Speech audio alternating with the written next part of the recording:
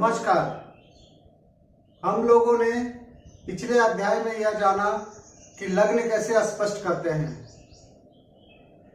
आज अध्याय संख्या 29 में हम लोग चर्चा करेंगे भाव का परिचय।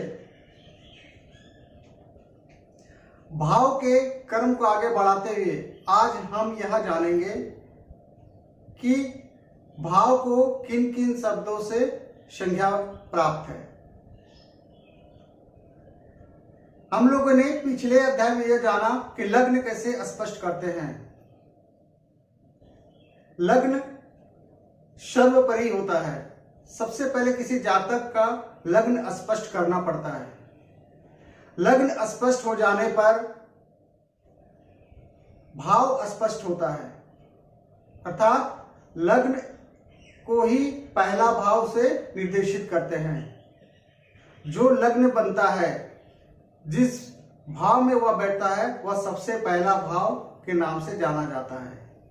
या इसे दूसरे शब्द में ऐसा कह सकते हैं कि लग्न ही पहला भाव होता है।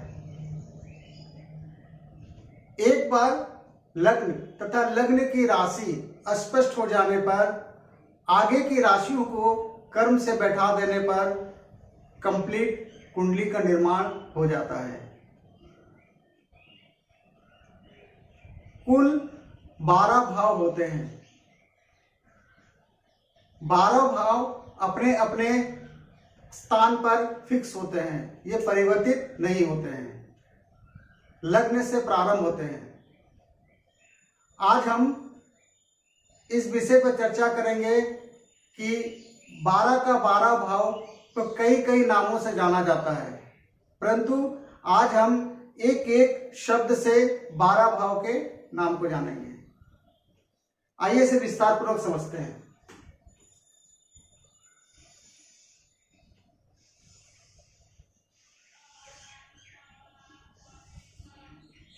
सबसे पहले एक जन्म कुंडली का निर्माण कर लेते हैं। जन्म कुंडली का निर्माण कैसे करते हैं हमने पिछले अध्याय में यह बताया था। ये जो पहला भाव होता है इसे लग्न कहते हैं, इसे लग्न कहते हैं। जो लग्न स्पष्ट होता है उसे पहला भाव कहते हैं, इसे प्रथम भाव कहते हैं। इसके बाद से द्वितीय भाव कहते हैं या दूसरा भाव कहते हैं, अर्थात घड़ी की उल्टी दिशा में चलेंगे। अब इसे तीसरा भाव कहते हैं, इसे चौथा भाव के नाम से जानते हैं, इसे पांचवा भाव कहते हैं, इसे छठा भाव कहते हैं, इसे सातवां भाव कहते हैं, इसे आठवां भाव कहते हैं, इसे नौवां भाव कहते हैं, इसे 10वां भाव कहते हैं, इसे 11वां भाव कहते हैं, इसे 12वां भाव कहते हैं।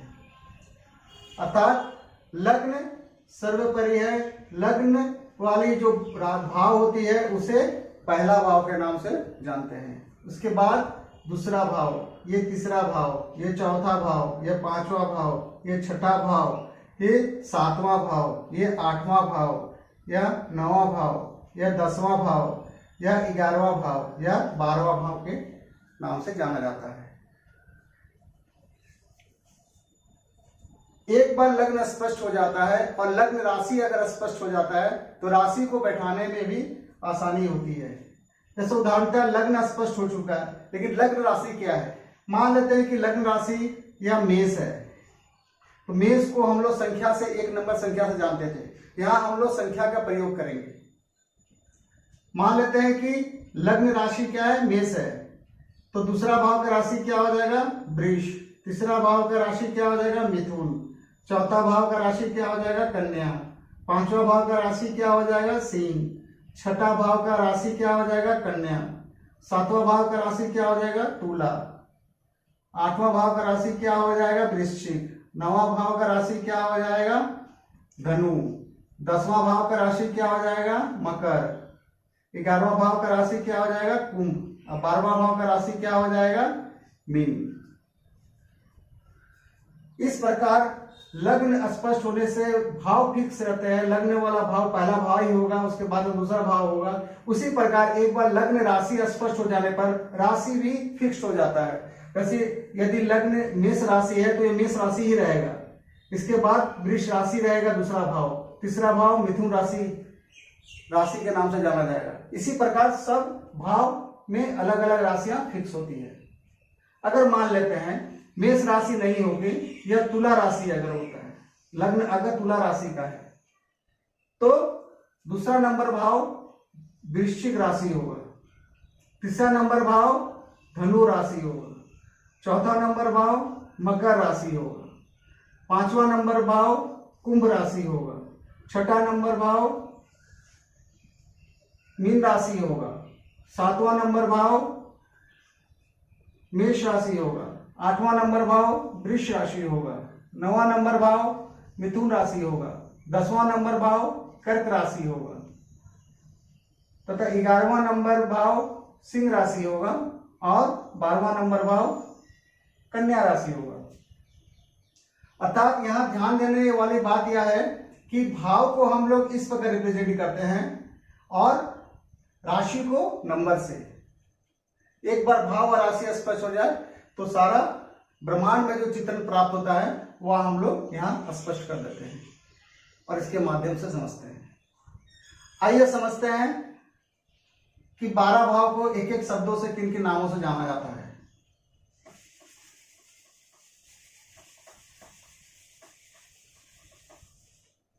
आइए फिर से एक जन्म कुंडली का निर्माण कर लेते हैं।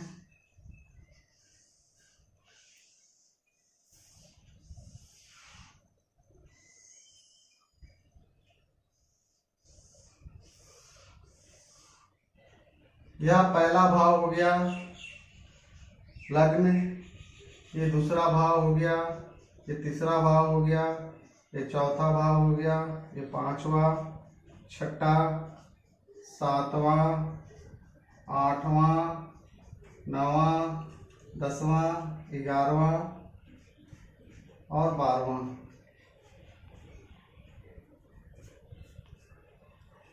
पहला भाव तन, दूसरा भाव धन, तीसरा भाव बल, चौथा भाव सुख, पांचवा भाव संतान, छठा भाव शत्रु, सातवां भाव जया, आठवां भाव आयु, नौवां भाव भाग्य, 10वां भाव कर्म, 11वां भाव लाभ, 12वां भाव व्यय।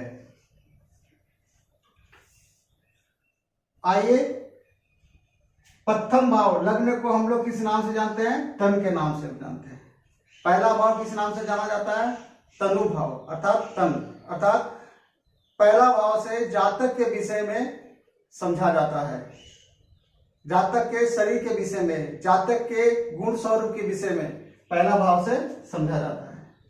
दूसरा भाव धन से समझा जाता है, अर्थात धन संबंधित यदि कोई परेशानी हो या कोई प्रश्न हो तो उसे सॉल्व करने के लिए हम लोग कहाँ आएंगे? धन भाव में आएंगे, अधन भाव का विचार करेंगे।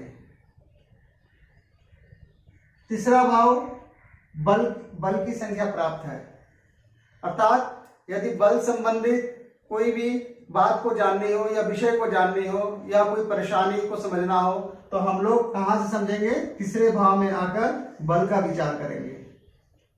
चौथा भाव सुख के नाम से जाना जाता है, अर्थात किसी भी प्रकार का सुख, कोई भी सांसारिक सुख, वाहन का सुख, घर का सुख, जमीन का सुख इत्यादि किसी भी प्रकार का सुख की जब चर्चा होती है तो उसे हम चौथे भाव से समझते हैं।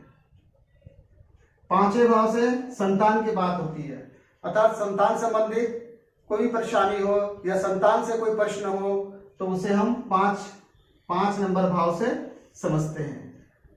छठा भाव शत्रु संबंधित अगर कोई प्रश्न हो या शत्रु के विषय में कुछ जानना हो तो उसके लिए हम छठा भाव से विचार करते हैं। सातवां भाव से जया, सातवां भाव को जया भाव कहते हैं। जया, जया का अर्थ होता है पत्नी, अर्थात पत्नी संबंधित अगर कोई प्रश्न हो या पत्नी के गुण स्वरूप या उसके विषय में कुछ जानना हो तो हम सातवां भाव में आके उसे देखेंगे। आठवां भाव से आयु के विचार करते हैं, अर्थात आयु से संबंधित अगर कोई प्रश्न हो तो उसे हम आठवां भाव से विचार करते हैं। नौवां भाव से भाग्य का विचार करते हैं, अर्थात नौवां भाव को भाग्य का भाव कहते हैं। भाग्य संबंधित अगर कोई प्रश्न हो तो उसे हम विचार नौवां भाव अर्थात भाग्य का विचार यहां से करते हैं। दसवां भाव को कर्म की संज्ञा प्राप्त है, अर्थात कर्म संबंधित अगर कोई परेशानी हो या कर्म संबंधित अगर किसी प्रकार का प्रश्न हो तो उसे समझने के लिए हम लोग दसम भाव को समझेंगे। लाभ संबंधित अगर किसी भी प्रकार का प्रश्न हो या लाभ से संबंधित कोई विषय को समझना हो तो उसके लिए हम लोग 11वां भाव में आकर समझेंगे।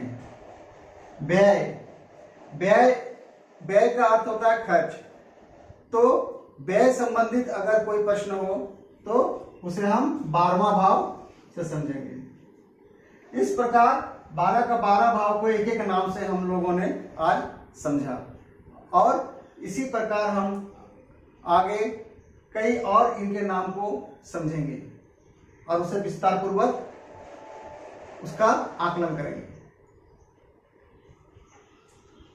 आज इतना ही रखते हैं।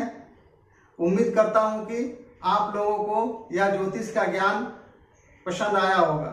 यदि पसंद आया हो तो कृपया चैनल को लाइक, शेयर, कमेंट, सब्सक्राइब तथा बेल आइकन को जरूर प्रेस करें।